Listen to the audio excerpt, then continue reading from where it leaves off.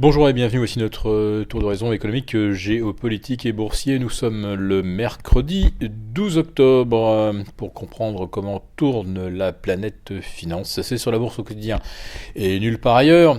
Et le titre de l'épisode du jour s'intitulera Octobre rouge, point d'interrogation. Alors ce titre fait référence évidemment à un célèbre film traitant d'un affrontement du temps de la guerre froide entre deux grands sous-mariniers.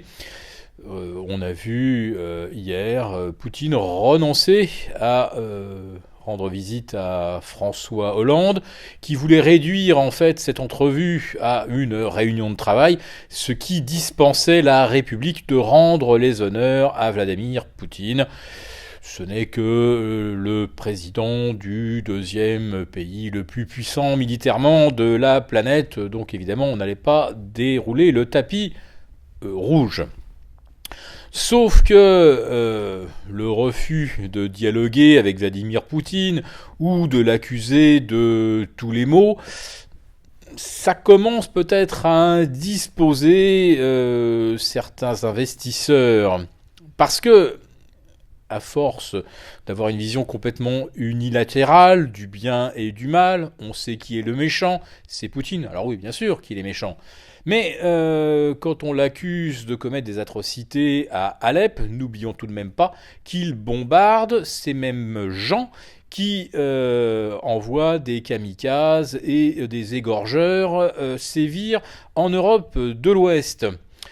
Pendant ce temps-là, on ne parle pas des bombardements alliés sur Mossoul et des bombardements saoudiens sur le Yémen, qui ne tuent évidemment ni civils ni enfants. Et les bombardements saoudiens n'ont évidemment rien d'atroce. Seuls ceux du régime de Bachar el-Assad et seuls ceux de l'aviation russe sont des bombardements horribles. Oui, le problème, c'est qu'on sent bien là où veut en venir l'OTAN, c'est-à-dire en fait le Pentagone, c'est rallumer une seconde guerre froide avec la Russie qui pourrait très vite d'ailleurs se transformer en guerre chaude.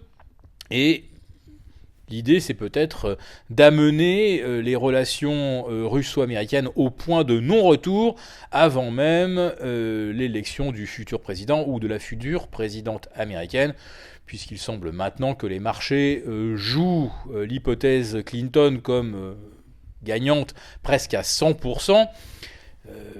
Beaucoup de ténors du Parti républicain ayant lâché Donald Trump pour se consacrer à faire campagne dans leur propre fief en vue des législatives de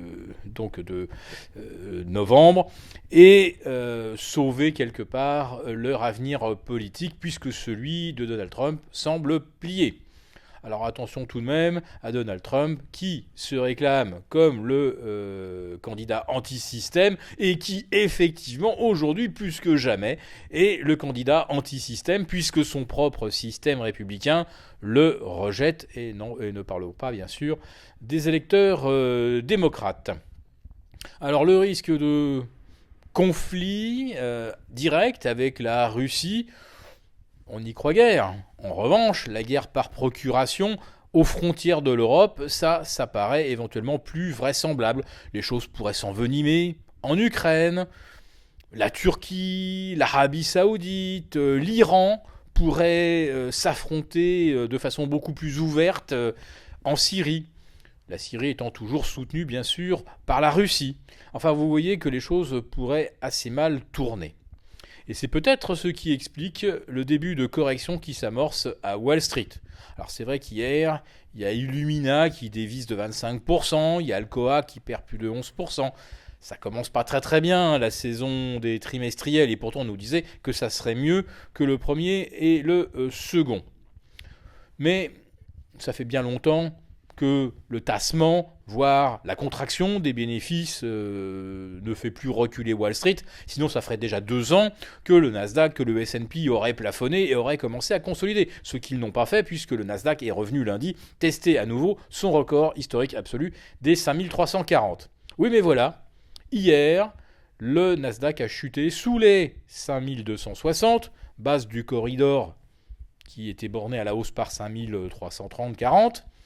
et enfonce également les 5350. Et tout ça se fait en l'espace de 48 heures. Autrement dit, on a ce qu'on appelle un avalement baissier, c'est-à-dire que l'indice parcourt la totalité du corridor au sein duquel il végète depuis déjà presque un mois pour matérialiser un signal de vente, un signal de cassure. Même chose pour le S&P, en baisse de 1,20% la veille, mais qui néanmoins sort par le bas également de son canal de consolidation. Donc ça, c'est vraiment un signal baissier, technique, incontestable. Le risque, évidemment, c'est que ça soit ce qu'on appelle un bear trap, c'est-à-dire à nouveau attirer les vendeurs, leur faire croire que, pour derrière leur couper les pattes ou leur couper la tête, parce que c'est plutôt à ce genre de scénario qu'on assiste d'habitude. Sauf que là, on ne peut quand même pas négliger, passer à côté de ce signal baissier, ce qui nous entraîne à vous recommander l'achat d'ETF bear aussi bien sur le S&P que sur le Nasdaq. Alors le Nasdaq, il a raté notre objectif qui était de 5370. Pourquoi ? Parce que c'était en fait 3 fois le ratio de Fibonacci appliqué au plancher historique des 1260. Ça nous donnait 5370. Bon, on se consolera même si on a raté l'objectif à moins de 1%. Ce qui convient aujourd'hui de faire, c'est bien de se couvrir et même de jouer la baisse sur les indices américains. Les optimistes pensent qu'il y a un potentiel de correction de 5%. Nous pensons qu'il est immédiatement de 10% et qu'après rebond, ça pourrait être une inversion de tendance moyen terme, le temps que les marchés comprennent bien, que les banques centrales ont complètement échoué avec les taux négatifs, le QI illimité, échoué à relancer l'inflation, à relancer la croissance. Alors il faut faire autre chose. Sauf que cette autre chose va sabrer évidemment la prime de risque sur les actions en renforçant la rentabilité des obligations. Obligations qui ne sont achetées depuis des années que parce que les banques centrales promettent qu'elles vaudront plus cher demain, puisqu'elles offrent un rendement négatif par ailleurs. Donc il n'y a plus aucune raison aujourd'hui ni de conserver des obligations qui coûtent de l'argent, ni d'acheter des actions, puisque les bénéfices se contractent, le chiffre d'affaires se contracte. Racheter des titres à coût de centaines de milliards de dollars, ça ne sera plus possible avec des taux plus élevés. Donc tout est monté ensemble, nous vous le rappelons, aussi bien l'obligataire que les actions, que les matières premières. Les matières premières ont été les premières à corriger. L'obligataire va probablement commencer à le faire et les actions devraient suivre très rapidement.